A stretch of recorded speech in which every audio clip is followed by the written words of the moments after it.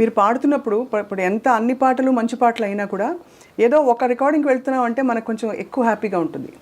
అలా ఎవరి రికార్డింగ్కి వెళ్తున్నప్పుడు మీరు అరే వాళ్ళు ఏం పాట వస్తుంది ఈ గమకం మనకి ఇంకా బాగా వెళ్దాం అని అలా అలా ఉంటుంది కదా? అది హ్యాపీనెస్ కాదు, టెన్షన్స్ వస్తుంది. టెన్షన్. కొన్ని మ్యూజిక్ డైరెక్టర్స్ దగ్గర వెళ్తున్నప్పుడు ఈరోజు ఎలాంటి పాట వస్తుందో మనకు అది నా గాత్రంలో రావాలి, మ్యూజిక్ డైరెక్టర్ని సాటిస్ఫై చేయాలి అని ఒక పెద్ద ఇది ఉంది కదా. సో అది కొన్ని మ్యూజిక్ డైరెక్టర్స్ దగ్గర వెళ్తున్నప్పుడు ఆ భయం ఉంటుంది. ఎవరెవరు? అదే ఇళయరాజా గారు, శరత్ గారు. శరత్ గారు అయితే అసలు ముందు అర్థం అవడానికి ఓ రోజు పడుతుంది మాకు వినడానికి. అలా సమ్ టైమ్స్ ఒక సాంగ్ అలా అయ్యింది, నాకు అది సాయి ఏది బేసిక్ సాయి ఏది అని తెలియకుండా ఒక పాట పాడాను శరత్ గారికి. ఏ పాట చిత్ర గారు? అది మూవీ నేమ్ సింధూర రేఖ అని. దాంట్లో నోట్స్ ఎక్కడెక్కడో పోతుంది. ప్రణతోస్మి గురువాయుపురేశం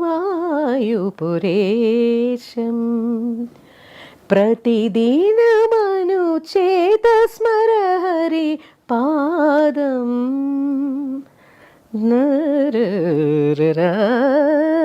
పరిపూర్ణమే తరరారరా కరుణానిధే సత్యం వ్రతభరిత తత్వం మమ హృదయం భక్తి స్వరలుళితం ప్రణతోస్మి. అదే బేసిక్ సాయి దాన్ని అర్థం అవుతుంది, అయితే ఎక్కడెక్కడ పోతుందో నోట్స్ నొటేషన్ రాస్తున్నప్పుడు చాలా టెన్షన్ అయిపోయాను. శరత్ గారి పాటలన్నీ కొంచెం మీరు ఫస్ట్ పాడింది అంటే ఫస్ట్ లో పాడిన పాట మధురం గాయతి శరత్ గారి.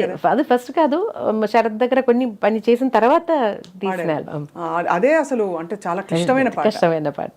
ఆ ఆల్బమ్ లో అన్ని మంచి సాంగ్సే. ఇప్పుడు కూడా అది వింటే చాలా ఫ్రెష్ గా అనిపిస్తుంది. చాలా గొప్ప పాటలు పాడుతూ ఈ క్రమంలో మనం సీనియర్ గాయని మణుల పాటలు ట్రై చేస్తూ ఉంటాం నేర్చుకుంటున్నప్పుడు. నిజంగా కాన్సర్ట్స్ కోసం అని అది కూడా ఇంకొక విషయం కూడా చెప్పాలి. మన లిరిసిస్ట్ వైరముత్తు గారు ముందు నేను కేరళ నుంచి వచ్చాను, కొన్ని తమిళ్ సాంగ్స్ కొన్ని తెలుసు, అయితే బాగా ఎక్కువ పాటలు తెలీదు. సో అప్పుడు వైరముత్తు గారు నాకు సుశీల గారు పాడిన ఒక 2 క్యాసెట్స్ ఇచ్చేసి, ఇది మీరు నేర్చుకొని మీ గొంతులో పాడి నాకు క్యాసెట్ పంపేయండి అని ఇచ్చేశారు. సో అది నాకు ఒక పెద్ద గుడ్ అడ్వైస్ అండ్ గుడ్ అది మంచిది కదా. సో నాకు టైం దొరికినప్పుడు అన్నీ సుశీల గారి ఏదైనా ఒక పాట ఆ ఆల్బమ్ నుంచి కొత్త సాంగ్స్ రాసేసి అది నా గొంతులో నేను ట్రై చేసి తర్వాత అన్ని సాంగ్స్ పాడేసి నేను వైరముత్తు గారికి పంపించేసాను. సో అది నాకు నా డిక్షన్ ఇంప్రూవ్ చేయడానికి, మ్యూజికాలిటీ ఇంప్రూవ్ చేయడానికి అన్నీ చాలా హెల్ప్ అయ్యింది. అలాగే ఇళయరాజా గారు అడ్వైస్ చేసినది ఎక్స్ప్రెషన్స్ కోసం జానకి అమ్మ సాంగ్స్ విను, దాంట్లో ఒక సిచ్యువేషన్ నేను చెప్తే దానికి ఎలా కావాలో ఆటోమేటిక్గా అమ్మ ఇస్తున్నారు. I don't have to tell her more. నాకు నా మనసులో ఏముందో అది అలాగే అమ్మ పాడతారు అని. సో అప్పుడు అమ్మ పాటలు కూడా చాలా విన్నాను. తర్వాత మలయాళంలో చాలా సాంగ్స్ జానకి అమ్మ ఇద్దరు పాడారు, అయితే కాన్సర్ట్స్ కోసం జానకి అమ్మ సాంగ్స్ చాలా ఎక్కువ నేను ప్రాక్టీస్ చేశాను. సుశీలమ్మ పాటల్లో తెలుగు పాటల్లో ఏమన్నా మీరు ప్రాక్టీస్ చేశారా? పాడనా తెలుగు పాట, అది నేడే ఈనాడే, తర్వాత అలాంటి కొన్ని పాటలు తెలుసు. సుశీలమ్మ గారు ఎంత మెచ్చుకుంటారు చిత్రగారి పాటని. వీళ్ళందరూ సీనియర్ గాయని మణులందరూ, మీరు అఫ్ కోర్స్ మీరు కూడా చాలా సీనియర్, బట్ వాళ్ళు మన అందరికంటే సీనియర్ కాబట్టి వాళ్ళు ఎప్పుడు ప్రస్తావించినా మీ పేరు తీసుకొస్తుంటారు, మీ పాటలోని గొప్పతనాన్ని చెప్తుంటారు, ఎంత బాగా పాడుతున్నారని చెప్పి. సో గురువు గారు మిమ్మల్ని చూసి చాలా మురిసిపోయి ఉంటారు కదా, మీ పాట విని మీరు ఇంప్రూవ్ అయింది, మీరు పురోగతి సాధించి జీవితం. నేను చెన్నైకి షిఫ్ట్ అయిన తర్వాత అప్పుడప్పుడు ఎప్పుడైనా నాకు టైం దొరుకుతుందో అప్పుడు పోయి నా టీచర్ని మీట్ చేస్తాను.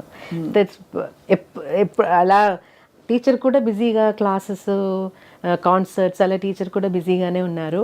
నేను ఊరు వెళ్తున్న టైంలో ఉన్నారంటే వెళ్ళి చూస్తాను. ఏమంటారు మీ పాట విని, మీ సినిమా పాట విని ఏమంటారు? She's always proud. She always all వాళ్ళ టీచర్ బయోడేటాలో కాదంటే అన్ని చోట్ల నా పేరు కూడా రాసింది. సంతోషం. ఎంత గొప్ప జీవితం, ఎంత గొప్ప ప్రయాణం చిత్ర గారు. ఇలా కొనసాగిస్తున్న తరుణంలో ఎప్పుడు మీకు అంటే ఇతరుల పాటల స్టైల్స్ మారుతున్నప్పుడు, ఉదాహరణకి నేను ఈ టైప్ పాట పాడలేదే అని ఏమన్నా అనిపించిందా? ఇప్పుడు బాగా బేస్ వాయిస్ వేసి పెప్పీ నంబర్స్ అలాంటిది ఇంకా పాడాలి అని అన్ని పాడని ఇది పాడలేదే అలాంటి బాణి ఏమన్నా అనిపించిందా మీకు? ఫస్ట్ నేను ఇలా రికార్డింగ్ వెళ్ళి అక్కడ అయ్యో నా వల్ల కాదని అయిన ఒక సాంగ్ ఉంది. అది చాలా నాకు ఇబ్బంది అయిపోయింది. నా ఫాదర్ ఉన్న టైంలో, నా ఎంట్రీ టైం అది. అప్పుడు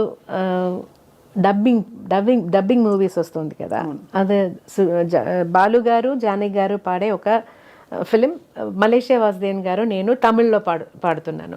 దానికి థియేటర్కి వెళ్ళి అలా పాట వాళ్ళు వేస్తారు కదా మనం నేర్చుకోవడానికి. పాట వింటే డిఫరెంట్ నవ్వు. మెయిల్ లైన్ ఒక లైన్ పాడితే జానకి గారు నవ్వు, అదన్నీ ఒక్కొక్క నవ్వు డిఫరెంట్. అయ్యో నాకు ఆ టైంలో నవ్వంటే ఫేస్లో వస్తుంది, శబ్దంలో రాదు. అయ్యో నేను చాలా భయపడినాను. నేను అప్ప దగ్గర నా ఫాదర్ దగ్గర చెప్పాను, నాన్న will go, I can't do this. నాకు నవ్వు రాదు. ఫస్ట్ ఆఫ్ ఆల్ నర్వస్నెస్ అని కొత్తది కదా, నాకేం తెలియదు. గట్టిగా నవ్వాలి, డిఫరెంట్ సేమ్ నవ్వు కాదు, ఆ నవ్వులోనే వేరియేషన్స్. అయ్యో నా వల్ల కాదని నా అప్ప ఏం చెప్పారంటే, ఎక్కడైనా ఎలాగైనా వచ్చేసారు కదా, ఇప్పుడు నేను పాడనని వెళ్ళిపోతే అది మంచిది కాదు, సో ట్రై చేయి, బాగలేదంటే వాళ్ళు వేరెవరి చేత అయినా let them make somebody else Singh. అప్పుడు కొంచెం సరే ట్రై చేద్దాం, నా వల్ల కాదు అది నాకు తెలుసు, కానీ తప్పకుండా ఆ పర్ఫెక్షన్ నాకు రాదు, అయితే ట్రై చేద్దాం అని ట్రై చేశాను. ఆ పాట ఒరిజినల్ ఉందో లేదో నాకు తెలియదు, పాడేసి వచ్చేసాను అంతే. ఏదో సేమ్ నవ్వు వచ్చింది, డిఫరెంట్ నవ్వు రాలేదు. నిజంగానే మీరు చెప్తుంటే నవ్వింది మల్లె చెండు ఆ పాట వింటారు మీరు, జానకి గారి పాట. నవ్వింది మల్లె చెండు, నచ్చింది గర్ల్ ఫ్రెండ్, గట్టిగా నవ్వులు వస్తాయి. ఆ పాట ఏమో తెలీదు. అదా లేకపోతే సిరిమల్లె పువ్వులే నవ్వు, అదా? అది కూడా సిరి చిన్నారి. పల్లవిలో లైన్సే లేదు, నవ్వు మాత్రం. మేబీ చరణంలో లైన్స్ ఉన్నాయి, పల్లవి మొత్తం నవ్వు. అది మీకు మోస్ట్ ఛాలెంజింగ్ అనిపించింది? అదే ఇలా టిక్లు చేస్తారు అప్పుడు. చిన్నగా స్టార్ట్ అయ్యి పెద్దగా అయిపోయింది. అయ్యో జానకి గారు నా వల్ల కాదు, అయ్యో ఎలా చేశారో అమ్మ, అయ్యో. జానకి గారు ఆ పాట మీరు వినే ఉంటారు కదా, కన్నడ 2 రాగాలు అభోగి తోడి కలిసి వస్తాయి, శివశంకరి. నాలిగే తోరు శివనను చరిసద దేవరయ. వినరా? కాంపిటీషన్స్ లో పిల్లలు పాడేవారు, నేను పాడలేదు, పిల్లలు పాడుతున్నారు.